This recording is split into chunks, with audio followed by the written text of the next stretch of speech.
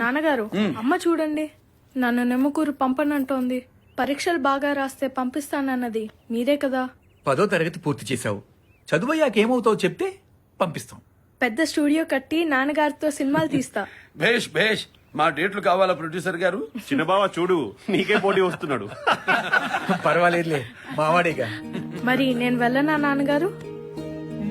వెళ్ళిదా. నిన్న వాహిని స్టూడియోలో సూర్యకాంతం నాకు తల్లి పాత్ర వేసింది. సన్నివేశంలో మొట్టికాయలు ఏమన్నారు, నెత్తంత వాసిపోయేలా. పోన్లేండి రేలంగి గారు, ఇంకో సినిమాలో మీ భార్య పాత్రలో వస్తుందిగా, అప్పుడు ఆ మొట్టికాయలేవో మీరే వేసేసరి. మన కృష్ణకుమారికి అర్థమైనట్లేదు. అమ్మాయి అప్పుడు కూడా సూర్యకాంతమే గుర్తుంది, మనకు అవకాశం ఎక్కడ ఇస్తుంది? బావగారు రండి రండి రండి, రేపు మీ పుట్టినరోజు. విందులు వినోదాల సంగతి ఏం చేశారు?